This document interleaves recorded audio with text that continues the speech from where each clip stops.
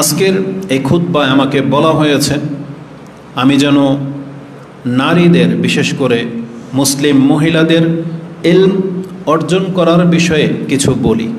কারণ ইতিপূর্বে হয়তো আপনাদের ধারাবাহিকতা এখানে এই বিষয় নিয়ে কোনো না কোনো খুতবা হয়েছে এবং বলা হয়েছে যে নারীদেরকে দ্বীনের জ্ঞানের প্রতি উৎসাহিত করা বা আগ্রহের দিকে ঝুঁকানো এটা কতটা গুরুত্বপূর্ণ, বিশেষ করে যখন ব্যাপার হবে মুসলিম সন্তানদেরকে মানুষ করে গড়ে তোলার ব্যাপারে তাদের ভূমিকা কতটুকু, তাদের আহমিয়ত কতটুকু।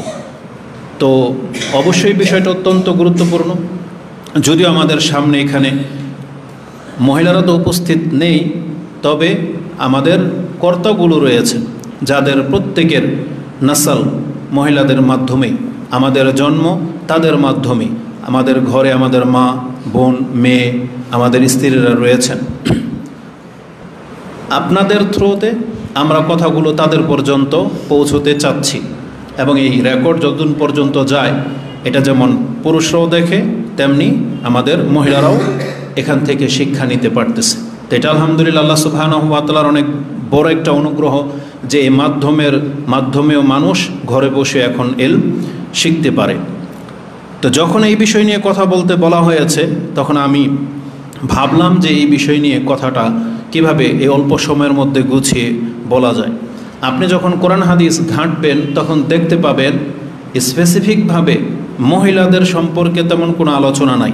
সব আয়াতগুলো মনে হচ্ছে যেন পুরুষদের জন্যে, এমনটাই মনে হবে। আমার কাছেও মনে হয়েছিল যে এই বিষয়ে কথা বলার মতো আমি কোনো দলিল পাবো কোথায়, হাদিস কোরআনে তেমন কোনো কথা নাই। কিন্তু সুবহানাল্লাহ, যদি সামান্য কিছু কথাও বলি তাও 1.5 ঘন্টা লেগে যাবে।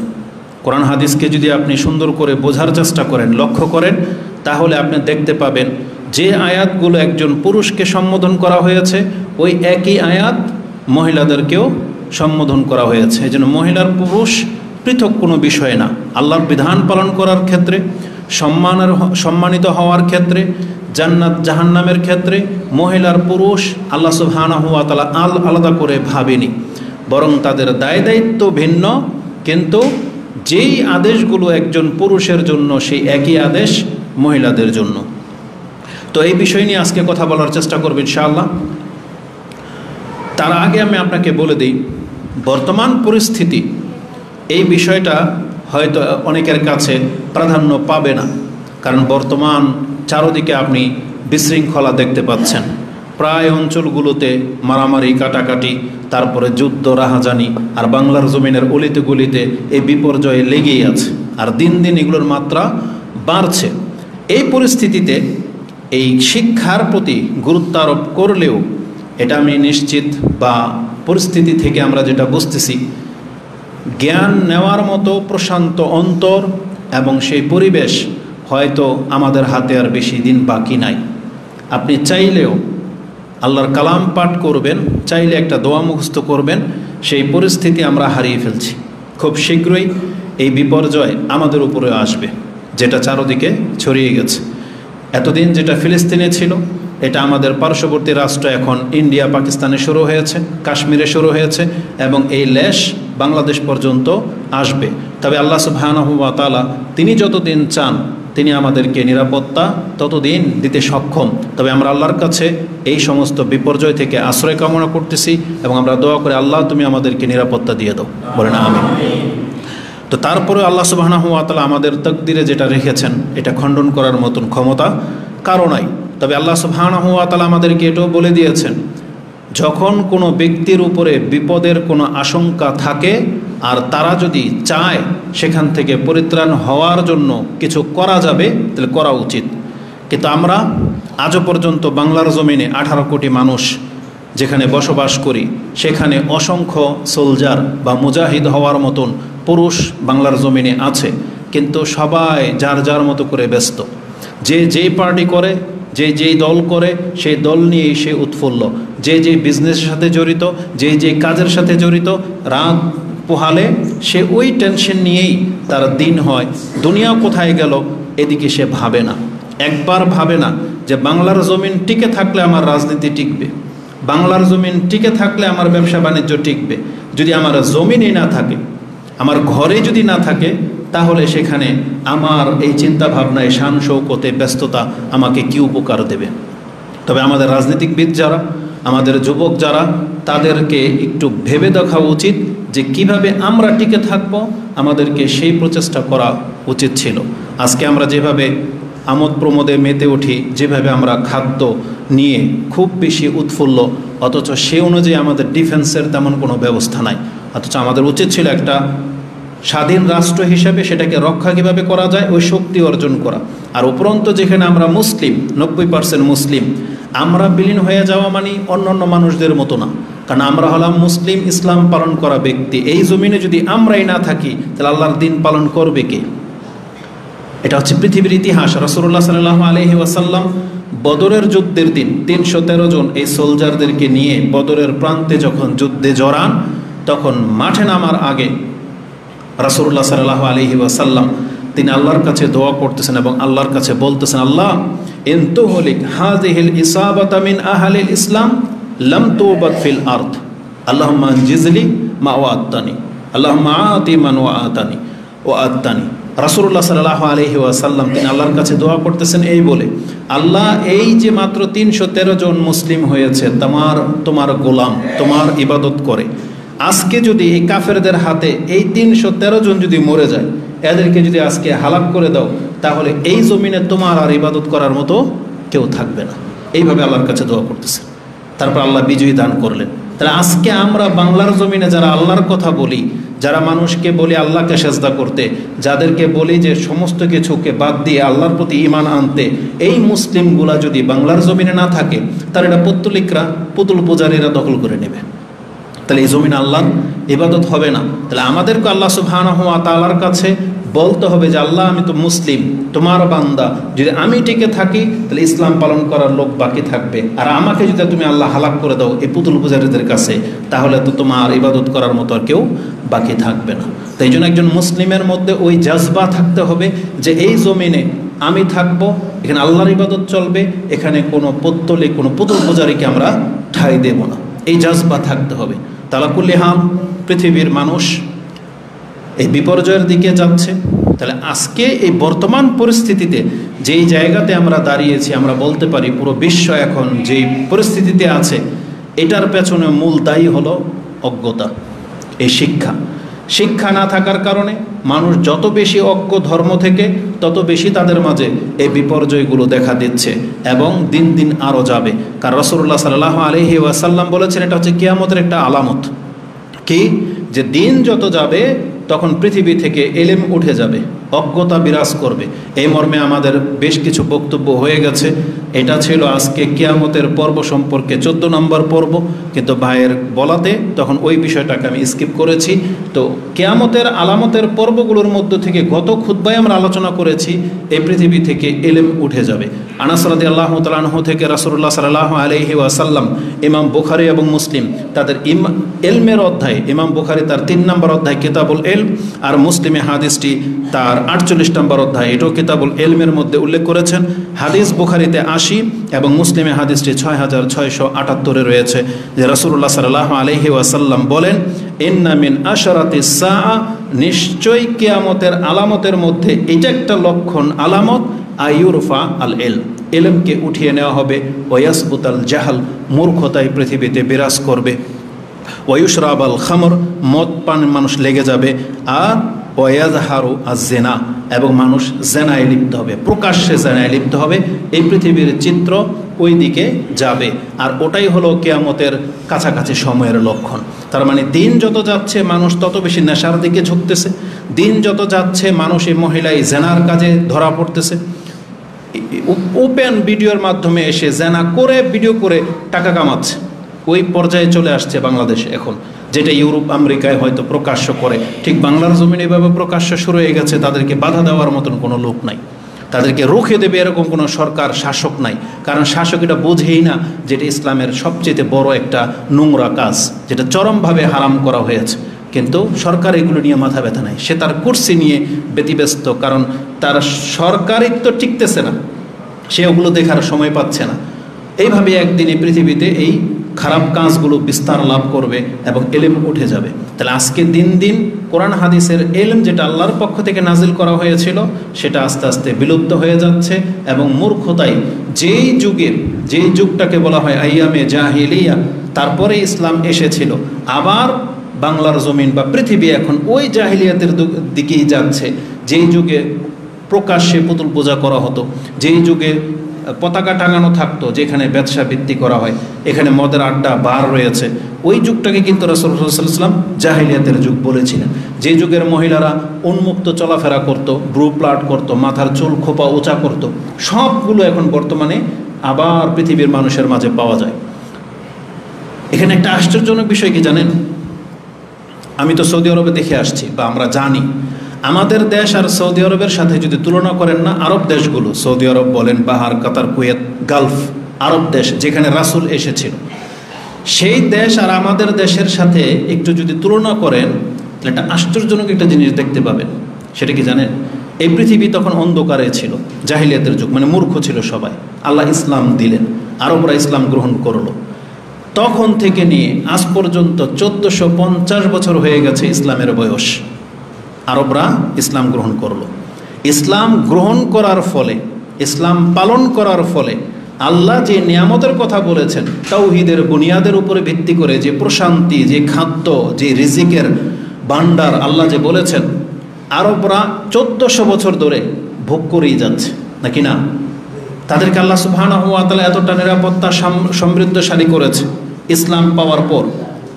আর এখন তারা আবার খারাপের দিকে যাচ্ছে, এক পর্যায়ে বেশি খারাপ হয়ে যাবে, আবার জাহিলিয়াত তারা গ্রহণ করবে, আবার ধ্বংস হবে। কিন্তু মাঝখান থেকে তারা 1400 বছর আল্লাহর নিয়ামত রিজিক ভোগ করে যাচ্ছে, প্রশান্তির সাথে আছে। হাজারকে মাইল আপনি ট্রাভেল করেন, রাস্তার মধ্যে কোনো বাধা বিঘ্ন নাই, কোনো পেরেশানি নেই, কোনো টেনশন নাই, আপনি আটকে যাবেন, হেল্প করার মতন কেউ না কেউকে পেয়ে যাবেন। 1400 বছর হয়ে গেল। আর বাংলার জমিনে ওই ইসলাম 1400 বছর পৃথিবীতে ধরে বেঁচে আছে, কিন্তু বাংলার জমিনে আজও পর্যন্ত ওই ইসলামটা আমরা গ্রহণও করলাম না, আবার জাহিলিয়াতের যুগে ফিরে যাচ্ছি। মাঝখান থেকে 1400 বছর আমরা ইসলামের নিয়ামতটা কি এটা বাংলার জমিনের মানুষ বুঝতেই পারলো না। চিন্তা করা যায়? অথচ আমরা মুসলিম, কিন্তু ইসলাম যে নিয়ামত, যে সমৃদ্ধ, যে প্রশান্তি রয়েছে, এটা আরবরা 1400 বছর ধরে ফিল করে গেল, কিন্তু তার পার্শ্ববর্তী রাষ্ট্র আমরা এখন পর্যন্ত ইসলামের সেই বেনিফিটটাই পেলাম না। আবার পৃথিবী ধ্বংস হয়ে যাওয়ার সময় চলে আসছে, অথচ আমরা ওই মূর্খ যুগের লোক মূর্খই রয়ে গেলাম। এটা একটা আশ্চর্যজনক ব্যাপার। তো বলা যায় না আমাদের এই বক্তব্য মানুষের কতটুকু স্পর্শ করবে, তবে পরিস্থিতি এটাই দুঃখ লাগে যে আজ থেকে 1400 বছর আগের কোরআন পড়ে আছে, এখন পর্যন্ত অধিকাংশ মানুষকে যদি আপনি মাঠে দাঁড়িয়ে জিজ্ঞেস করেন কারা কোরআন পড়তে পারো, অধিকাংশ হাত উঠবে না। কারা কোরআন বোঝো, ওই হাতগুলো ঝরে যাবে। কারা কোরআনের প্রতি আমল করো, হয়তো হাতই খুঁজে পাওয়া যাবে না। অথচ এই কিতাবটা আপনার পকেটে আছে শত বছর ধরে, মানে আমাদের জন্ম যতদিন ধরে কোরআনটা আমাদের ঘরে, কিন্তু এখন পর্যন্ত পড়া শিখলাম না। তারা তো মরার সময় চলে আসছে, তার মানে ইসলাম আসলো আবার চলে যাচ্ছে, আর আমি আর আপনি মাঝখান থেকে পৃথিবীতে বসবাস করে গেলাম 70-80 বছর, কিন্তু এখন পর্যন্ত ইসলাম না জানলাম, না ইসলাম মানলাম, না বাংলার জমিনে কবে ইসলাম কায়েম হবে। আর যেদিন ইসলাম কায়েম হবে ওই দিন দেখা যাবে যে পৃথিবী কিয়ামতের সময় চলে আসছে, সেই বেনিফিট আমরা আর পেলাম না। এটা আমাদের জন্য অত্যন্ত দুর্ভাগ্যের একটা ব্যাপার। তবে আল্লাহ সুবহানাহু ওয়া তাআলা তিনি কি ইচ্ছা করেছেন এটা আল্লাহই ভালো জানেন, যে পৃথিবী আরও কত শত বছর বা কত বছর বাকি থাকবে। হতে পারে যদি আরও 500-1000 বছর আল্লাহ বাঁচিয়ে রাখেন, তাহলে আমরা আল্লাহর কাছে দোয়া করব, আল্লাহ যে নিয়ামতটা আরবরা ভোগ করেছে, আল্লাহ তুমি এটা বাংলার জমিনে দিয়ে দাও, আমাদেরকে সেই তাওহীদবাদী বানিয়ে দাও, যাতে করে আমরা এই বাংলার জমিনের মধ্যে আরব দেশের মতন পুতুলগুলাকে সব নিশ্চিহ্ন করে দিতে পারি। এখানে আল্লাহর গোলামি ছাড়া আর কারো গোলামি করবে না, এমন একটা জেনারেশন আল্লাহ তুমি আমাদেরকে দান করো, আমিন। তো কথা হচ্ছে যে দুঃখ লাগে। তো এর পেছনে মূল কারণ কি? ওই এলেম উঠে যাওয়া, দিন দিন এলম গায়েব হয়ে যাচ্ছে। তা আমরা আমাদের মূল বিষয়ের দিকে ফিরে আসি। বিষয়ে যখন নারীদের জন্য যে তাদের দিন শিক্ষার গুরুত্ব কতটা, তখন আমি বলবো ব্যাপারটা যেহেতু মুসলিম আমরা এবং মহিলারা, আমরা যেহেতু মুসলিম, আমাদের ধর্ম ইসলাম, সেখানে নারী আর পুরুষ পৃথক করে কোনো কথা আসবে না। বিশেষ করে এলেম শিক্ষার ব্যাপার যখন হবে তখন আলাদা করে কোনো কথা আসবে না। ওই আয়াতগুলো তাদের জন্য যেগুলো একজন পুরুষের জন্য।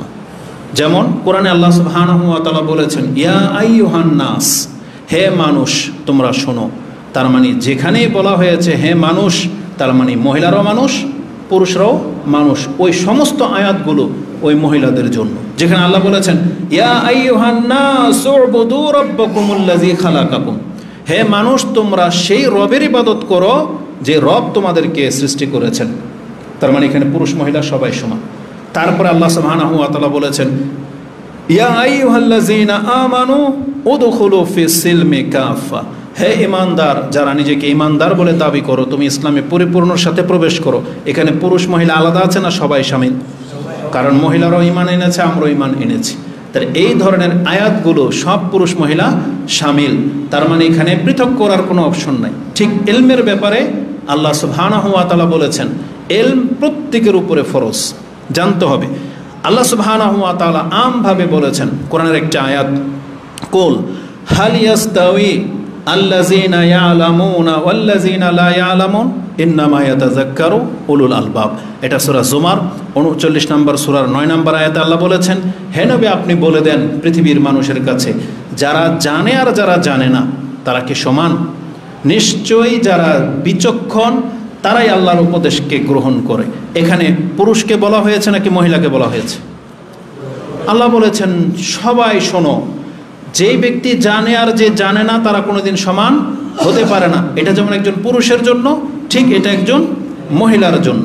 যেমন পুরুষের মধ্যে যেমন জ্ঞানীদেরকে সম্মান দেওয়া হয়, তাদের কাছ থেকে মাসলা মাসাইল গ্রহণ করা হয়। আপনি ইতিহাস পড়েন, দেখতে পাবেন মহিলাদের মধ্যে যারা জ্ঞানী তাদেরও মাসলায় কিন্তু আমরা গ্রহণ করি।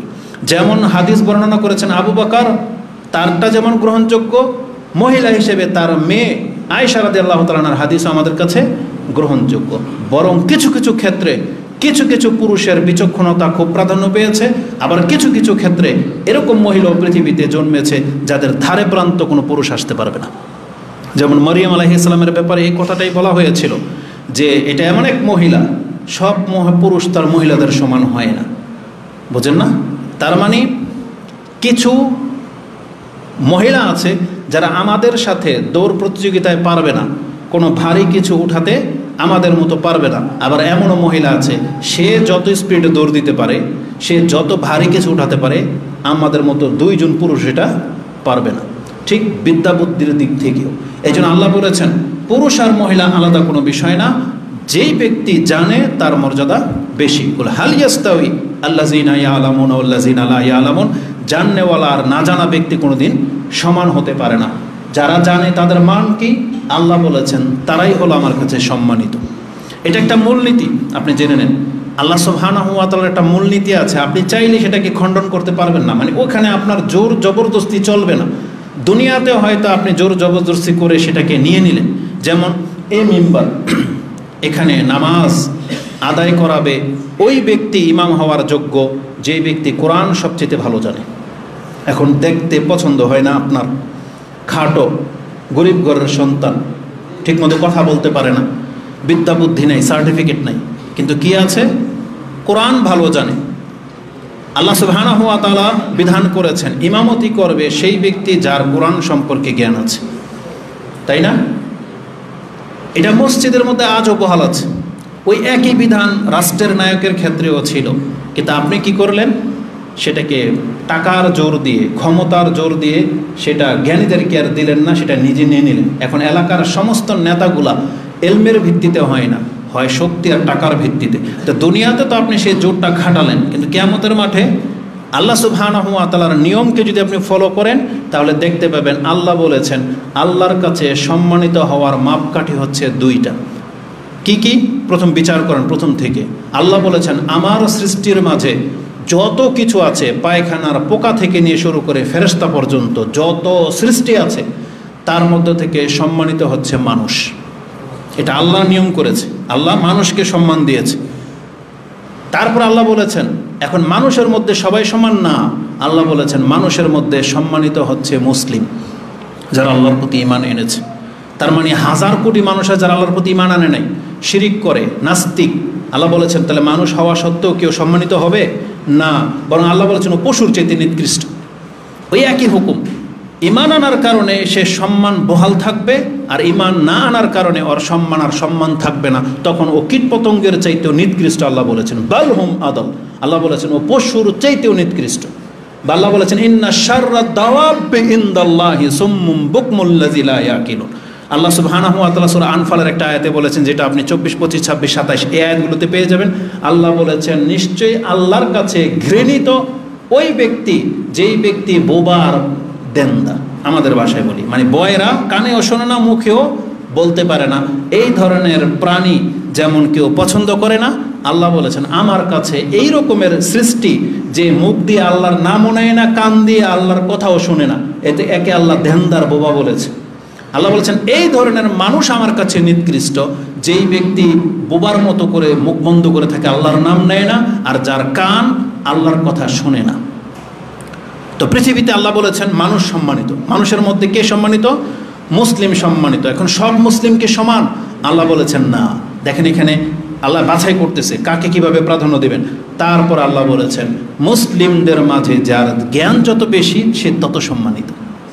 যেমন আল্লাহ সুবহানাহু ওয়া তাআলা বলেছেন, যে আয়াতটা আপনি সূরা মুজাদালায় পেয়ে যাবেন, ইয়ারফাইল্লাহুল্লাযীনা আমানু মিনকুম ওয়াল্লাযীনা উতুল ইলমা দারাজাত। নিশ্চয় আল্লাহ সমস্ত কিছুর মধ্যে মুসলিমদের মান সম্মানকে বৃদ্ধি করে দিয়েছেন, আর আল্লাহ সুবহানাহু ওয়া তাআলা জ্ঞানকে মাপকাঠি করেছেন, যার জ্ঞান বেশি তার মর্যাদা বেশি। এখানে কি পুরুষ মহিলা স্পেসিফিক বলা আছে নাকি সবার জন্য? সবার জন্য। এই জন্য আমাদের মা বোনদেরকে বলবো তারা কেন পেছনে থাকবে, বরং তারা বাস্তব প্রেক্ষাপট দেখতে পাচ্ছে যে একজন মহিলা যখন মাস্টার্স কমপ্লিট করার পর, অনার্স মাস্টার্স করার পর সে যেই পদে চাকরি পায়, একটা পুরুষ কি পাবে? পাবে না। দুনিয়াবী শিক্ষার ক্ষেত্রে আপনি দেখতে পাচ্ছেন যে একজন মহিলা যখন উচ্চশিক্ষিত হয়, সে যখন বিসিএস ক্যাডার হয়ে যায়, তখন যে পদে সে চাকরিটা পায়, এটা তো পুরুষ হওয়ার কারণে আমি আর আপনি পাবো না, কারণ তো শিক্ষার ভিত্তিতে। তাহলে দুনিয়াবী শিক্ষায় যখন সেটা দেখতে পাচ্ছে, তাহলে আল্লাহর ওয়াদা তো সবচেয়ে সত্য, তাই না? এই জন্য আল্লাহ বলেছেন ইয়ারফাইল্লাহুল্লাযীনা আমানু মিনকুম ওয়াল্লাযীনা উতুল ইলমা দারাজাত।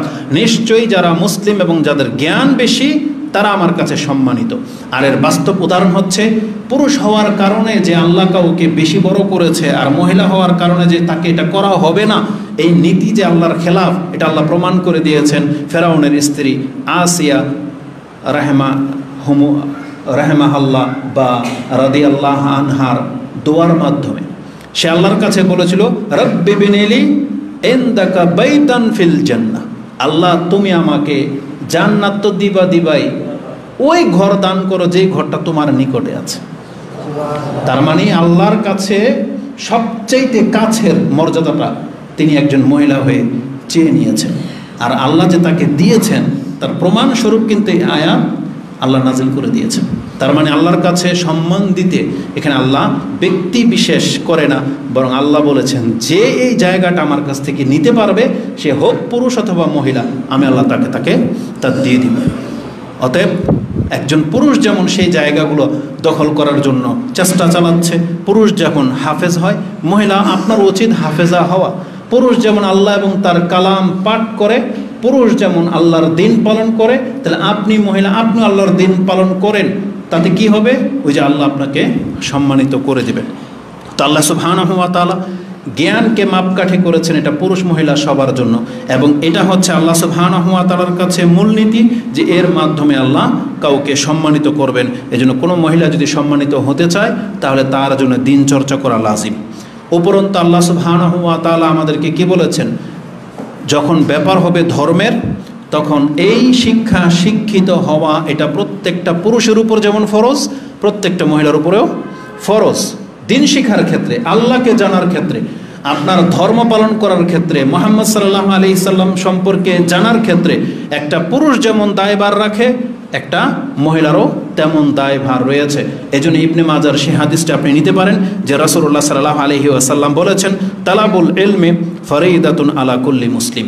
প্রত্যেকটা মুসলিমের উপরে ইলম অর্জন করা কি ফরজ। এই অংশটুকু আপনি নিতে পারেন, যেটা ইবনে মাজাতে মুকাদ্দামার মধ্যে রয়েছে 224 রয়েছে। তো এই হাদিসটা আপনি দেখে নিতে পারেন, সেখানে পুরুষ মহিলা সবাইকে শামিল করা হয়েছে। লাইভ চলতেছে না? দিয়েছিলেন তো তো তো ধর্মীয় ব্যাপারে আল্লাহ সুবহানাহু ওয়া তাআলা আমাদেরকে মূলনীতি করে দিয়েছেন যে পুরুষ এবং মহিলা প্রত্যেকের উপরে দ্বীনের জ্ঞান অর্জন করা ফরজ। এজন্য আলাদা করে কোনো কিছু বলার নাই। তারপরেও গুরুত্বের ক্ষেত্রে আমাদের মা বোনদেরকে ধর্মীয় শিক্ষার গুরুত্ব আল্লাহ সুবহানাহু ওয়া তাআলা কতটা দেখিয়েছেন আপনি দেখেন। এই শিক্ষার সাথে জড়িত রয়েছে আল্লাহ সুবহানাহু ওয়া তাআলা সম্পর্কে জানা, এই শিক্ষার সাথে জড়িত রয়েছে আল্লাহ সুবহানাহু ওয়া তাআলার ইবাদত সঠিকভাবে করতে পারা। এই জন্য এই ক্ষেত্রে কোনো ব্যক্তিকে হালকা করে দেখার অপশন নাই, সে মহিলা হোক অথবা পুরুষ হোক। আল্লাহ সুবহানাহু ওয়া তাআলা আমাদেরকে জানিয়েছেন ইন্নামা ইয়াখশাল্লাহ মিন ইবাদিহি আল উলামা, নিঃসন্দেহে যারা জ্ঞানী তারাই আল্লাহকে ভয় করে। তার মানে সেটা পুরুষ হোক অথবা মহিলা হোক, যেই ব্যক্তিটা দাবি করবে যে আমি আল্লাহকে ভয় করি, আমি হালাল হারাম বেছে চলি, তাহলে তাকে এটা আগে প্রমাণ করতে হবে যে সে হালাল হারাম চিনে কিনা। একজন ব্যক্তি যদি হালাল হারামই না জানে তাহলে ওর দাবি বৃথা। সে যদি জানে না এটা যে ব্যাংকের সুদ লাভ এটা খাওয়া হালাল না হারাম এটা জানে না, তাহলে এই ব্যক্তি যদি দাবি করে যে আমি সুদ থেকে মুক্ত, এটা গ্রহণযোগ্য হবে না। যেই ব্যক্তি তার জীবনের ইনকাম সোর্স সম্পর্কে বিন্দুমাত্র জ্ঞান রাখে না, সেই কথা বলতে পারবে না যে আমি হালাল হারাম বেছে চলি। যেই ব্যক্তি আল্লাহ সুবহানাহু ওয়া তাআলার বিধানের নামাজের ধরনই জানে না, তার মানে সেই ব্যক্তি বলতে পারবে না আমি সুন্দর করে সালাত আদায় করি। যেই ব্যক্তি এটাই জানবে না আল্লাহ কোথায় আছে, তাহলে সেই ইসলাম সম্পর্কে কতটা জানে এটা তার এই দাবি করা ভিত্তিহীন হয়ে যাবে। এই জন্য আল্লাহ বলেছেন যারা জানে বা যে জ্ঞান রাখে মূলত সেই আল্লাহকে ভয় করে। আর আপনি বাস্তব দেখতে পাবেন পৃথিবীতে, হ্যাঁ অনেক আলেম সমাজ যারা মাদ্রাসায় পড়া সত্ত্বেও পাপ করে, আপনি হয়তো উদাহরণ দিবেন, কিন্তু এদের সংখ্যা পার্সেন্টেজ কত? আর আপনারা যারা পাপ করেন পুরো পৃথিবী জুড়ে, তারা কতটা ইসলাম সম্পর্কে জানে? জরিপ করলে দেখা যাবে যারা পাপ থেকে বেঁচে আছে তারা মূলত হালাল হারাম জানার কারণেই বেঁচে আছে।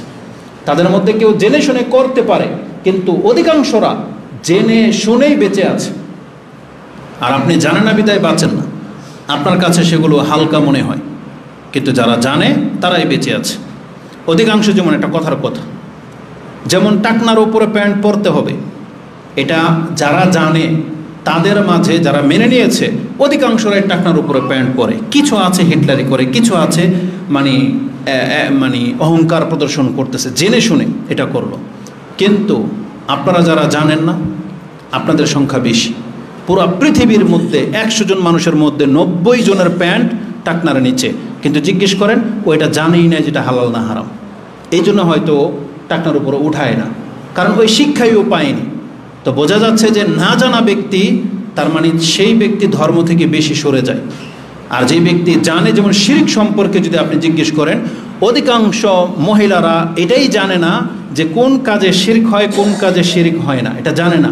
যার ফলে তাদের মধ্যে শিরকের আলামত বেশি পাওয়া যায়, তাদেরকে এটা শিক্ষাই দেওয়া হয়নি। এই জন্য জরুরি যে আপনি যদি আল্লাহকে ভয় করতে চান তাহলে শিক্ষার বিকল্প কিছুই নেই। এই জন্য যারা ইসলাম বোঝে তারাই দেখবেন অধিকাংশরাই পাপ থেকে বেঁচে আছে বা হালাল হারাম বেঁচে চলে। যাদের এই জ্ঞানটা তামিজ নাই তারা এগুলোকে প্রক্ষেপ করে না। তা আল্লাহ বলেছেন জ্ঞান শিখতে হবে, এই জন্য যেহেতু জ্ঞানীরাই আল্লাহ সুবহানাহু ওয়া তাআলাকে ভয় করে। উপরন্ত রাসূলুল্লাহ সাল্লাল্লাহু আলাইহি ওয়াসাল্লাম আমাদেরকে বলেছেন এই পৃথিবীতে জ্ঞানের মর্যাদাটা কত। একজন পুরুষকে তো শিখতে হবেই। ইসলামের নীতিমালা হলো সে তার পরিবারের লোকদেরকেও শিখাবে, এমনকি তার ঘরে যদি কোনো চাকরানি দাসী থাকে, শুধু কাজের মহিলা না, দাসী, সেই দাসীকে পর্যন্ত আল্লাহ সুবহানাহু ওয়া তাআলা শিক্ষা দিতে বলেছেন কর্তাকে। রাসূলুল্লাহ সাল্লাল্লাহু আলাইহি ওয়াসাল্লাম থেকে ইমাম বুখারী একটা হাদিস এনেছেন, এটাও ইমাম বুখারী তার ইলমের অধ্যায় এনেছেন, যে 3 শ্রেণীর মানুষ ডাবল নেকি পায়। এমন ব্যক্তি, যেই ব্যক্তি আহলে কোরআন মানে আহলে কিতাব, যে ঈসা আলাইহিস সালাম বা মুসা আলাইহিস সালামের প্রতি ঈমান এনেছিল, আবার মুহাম্মদ সাল্লাল্লাহু আলাইহি সাল্লামের প্রতি ঈমান এনেছে, এই ব্যক্তির যে কোনো ইবাদতে ডাবল নেকি পাবে। তারপরে বলা হয়েছে যেই ব্যক্তি কৃতদাস, এই কৃতদাস যদি আল্লাহর হক আদায় করে আর তার মালিকের হক আদায় করে, এই কৃতদাসের ইবাদতে ডাবল নেকি। আর এমন পুরুষ ডাবল নেকি পাবে যেই কোনো ইবাদতে, যেই পুরুষ সম্পর্কে বলা হয়েছে ওয়ারাজুলুন কানাত ইনদাহু আমাতুন, যার কাছে একটা দাসী আছে, আর এই দাসীর সাথে সে কি করেছে? ফাআদ্দাবাহা ফাআহসিনা তা'দীবাহা, সে তাকে আদব কায়দা শিখালো, উত্তম আদব কায়দা। ওয়া আল্লামাহা ফাআহসানা তা'লীমাহা, এবং তাদেরকে শিক্ষা দিল উত্তম বিষয়ের শিক্ষা। এবং কি করলো? সুম্মা আতাকাহা ফাতাজাওয়াজাহা, এই দাসীকে জ্ঞানী বানিয়ে এখন তাকে মুক্ত করে দিয়ে বিয়ে করে সম্মানিত স্ত্রী হিসাবে মর্যাদা দিল, স্বীকৃতি দিল। রাসূল সাল্লাল্লাহু আলাইহি ওয়াসাল্লাম বলেছেন ফালাহু আজরান, তাহলে এই পুরুষ ডাবল নেকি পাবে। এক, মূর্খকে শিক্ষা দেওয়ার কারণে, আর এক, কৃতদাসীকে স্ত্রী হিসেবে প্রাধান্য দেওয়ার কারণে তার জীবনের আমলকে আল্লাহ সুবহানাহু ওয়া তাআলা ডাবল নেকি দেবেন। তার মানে এখানে কোন জিনিসটাকে হাইলাইট করা হচ্ছে? সেটা হচ্ছে যে একজন কৃতদাসীকে শিক্ষা দেওয়ার মর্যাদা ইসলামে এতটা দেওয়া হয়েছে, তাহলে সেই ক্ষেত্রে আপনার মেয়ে, আপনার স্ত্রী, আপনার ঘরের মহিলা যারা হবে, তাহলে তাদেরকে শিক্ষা দেওয়ার ব্যাপারে আপনি উদাসীন কেন হবেন? সেইটা কত গুরুত্বপূর্ণ বিষয়, যেখানে একটা কৃতদাসীকে শিক্ষা দিতে বলা হয়েছে ইসলাম। অতএব আমাদের মহিলাদেরকে ইসলাম খুব কঠোরভাবে আদেশ করেছেন, শর্তারোপ করেছেন যেন আমরাও তাদের জন্য এই শিক্ষার ব্যবস্থা করি। যার ফলে রাসূলুল্লাহ সাল্লাল্লাহু আলাইহি ওয়াসাল্লামের যুগ থেকে তিনি প্রথম যে মসজিদ বানিয়েছেন, সেই মসজিদেও মহিলাদের ব্যবস্থা ছিল। রাসূলুল্লাহ সাল্লাল্লাহু আলাইহি ওয়াসাল্লামের জীবদ্দশা আপনি একটাও দেখাইতে পারবেন না যে কোনো একটা সময় ফিতনার ভয়ে বা কিছু রাসূল মহিলাদেরকে আলাদা করে দিয়েছেন, আপনি দেখাইতে পারবেন না। যেভাবে আপনারা বসে খুতবা শুনতেছেন, ঠিক পেছন দিকে মহিলারা বসতো, রাসূল সাল্লাল্লাহু আলাইহি ওয়াসাল্লাম থেকে সরাসরি খুতবা তারা শুনতো। তারা জ্ঞানী ছিল এই জন্য, কিন্তু আমরা ফিতনার বাহানা দিয়ে তাদেরকে পৃথক করে দিয়েছি। মার্কেটের মধ্যে, অটোর মধ্যে 5 টাকা বাঁচানোর জন্য আপনার মহিলা একটা পুরুষের লগে বসে যায় 5 টাকা বাঁচানোর জন্য, উনি আপনার ফিতনা হয় না, আর মসজিদে খুতবা শুনতে আসবে, আপনার হুজুররা ফতোয়া জারি করে দিল, এটা ফিতনা। এটা ফিতনা। ফিতনা মানে বুঝেন, আপনার মহিলারা তো দেখে আসলাম ওই যে মাঠে ঘাটে ধান শুকাচ্ছে, তাই না? গায়ে তো অর্ধেক কাপড়ও নাই, ধান শুকাচ্ছে আপনার মহিলারা, রাস্তাঘাটের ধান কাটতেছে, বাসায় নিয়ে আসতেছে, ওটা ফিতনা না? আর যখন বোরকা পরে মসজিদে খুতবা শুনতে আসবে, এটা ফিতনা। ভণ্ডামির একটা সীমা আছে। তা আমরা বলতে গেলে বলবে যে এরা ফিতনাবাজ, বুঝছেন না? কিন্তু ফিতনা আপনারা সৃষ্টি করেছেন। আজকে মহিলাদেরকে ধর্মের জ্ঞান দেন নাই বিদায় তারা আল্লাহ সুবহানাহু ওয়া তাআলাকে চিনে না। কিছু হলেই তাবিজ কবজ টোটকার মধ্যে ঢুকে যায়, কিছু হলেই জাদু টোনার মধ্যে ঢুকে যায়, কিছু হলেই ওই যে জিন আর জাদুগ্রস্ত, সব কিছুর মধ্যে মহিলারা পতিত। কেন? কারণ তাদের ঘরে ধর্ম চলে না, তারা ব্যক্তিত্বে ধর্ম চলে না, কারণ ধর্মের শিক্ষাই পায় নাই। তা আল্লাহ সুবহানাহু ওয়া তাআলা আমাদেরকে এতটা গুরুত্ব আরোপ করেছিলেন যে আমরা যেন শিক্ষিত হই। আজকে আমরা আমাদের দাসীদেরকে শিক্ষা দেব দূরের কথা। যে বললাম আপনি মুসলিম, আপনাকে বললে কর্তাই জানে না ধর্ম কি জিনিস, কর্তা নিজেই জানে না ধর্ম কি। সে তার মেয়েকে, তার কাজের মেয়েকে, তার স্ত্রীকে কি শেখাবে? কর্তা নিজেই জানে না ধর্ম কি জিনিস। অথচ মদিনার মহিলাদের অবস্থা কি জানেন? তারা কতটা বিচক্ষণ ছিল বা জ্ঞানের প্রতি তাদের কতটা আগ্রহ ছিল। ইমাম মুসলিম রাহিমাহুল্লাহ তিনি তার জুমার অধ্যায়ে একটা হাদিস কোট করেছেন 1899-তে। তাতে তিনি একজন মহিলার কথা উল্লেখ করেছেন, বিনতিল হারেসা ইবনুন নোমান। হারেসা ইবনুন নোমানের মেয়ে, তার মেয়ে এই হাদিস বর্ণনা করেছেন, কালাত মা হাফিজতু কফ, আমি সূরা কফ, এই 50 নম্বর সূরা, যেটাতে প্রায় 46টা আয়াত আছে। মা হাফিজতুল কফ, আমি সূরা কফ মুখস্থ করিনি, ইল্লা মিন ফি রাসূলিল্লাহি সাল্লাল্লাহু আলাইহি সাল্লাম, তবে মুখস্থ করেছি কেবলমাত্র রাসূলের মুখ থেকে শুনে শুনে। তার মানে আমি এটা কফ কোনো ব্যক্তির মুখ থেকে কোরআন মুখস্থ করিনি, তখন তো কোরআন লিপিবদ্ধই ছিল না। মুখস্থ বলতেছেন রাসূল পড়তো, আর আমি রাসূলের মুখ থেকে শুনে শুনে সূরা কফ মুখস্থ করেছি। কিভাবে? সে বলতো,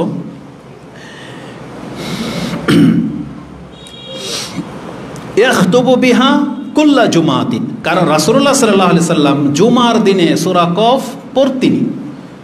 তার মানে তিনি নিয়ম ছিল জুমার খুতবায় এটা সূরা কফ রাসূলুল্লাহ সাল্লাল্লাহু আলাইহি সাল্লাম হয়তো লাগাতার বা একাধিকবার পড়েছেন। এই মহিলা বলতেছে আমি সেটা শুনে শুনে মুখস্থ করে নিয়েছি। কিভাবে সে শুনলো? কালাত, তিনি বলেন, ওয়া কানা তান্নুরুনা ওয়া তান্নুরু রাসূলুল্লাহি সাল্লাল্লাহু আলাইহি ওয়াসাল্লাম ওয়াহিদা, কেননা রাসূলের পাকঘর আর আমার পাকঘর একটাই ছিল। তার মানে হয়তো সেই মহিলা মসজিদের পাশে অন্যান্য কোনো এলাকায় থাকতো, কিন্তু এসে পাকশাক করতো কোথায়? যেখানে রাসূলুল্লাহ সাল্লাল্লাহু আলাইহি সাল্লামের ওয়াইফরা, স্ত্রীরা পাকশাক করতো। তার মানে মসজিদের সাথে লেগে থাকার ঘরটাই তো আয়েশা রাদিয়াল্লাহু তাআলার ছিল না, হয়তো পাক ঘরটা কাছাকাছিই ছিল। সে বলতো আমি পাক ঘর থেকে রাসূলের মুখ থেকে শুনে শুনে সূরা কফ মুখস্থ করে ফেলেছি। তাহলে এটা আগ্রহ ছাড়া হবে? একটা মহিলা তোটা আগ্রহ থাকা সত্ত্বে তারা এটা করতে পেরেছে।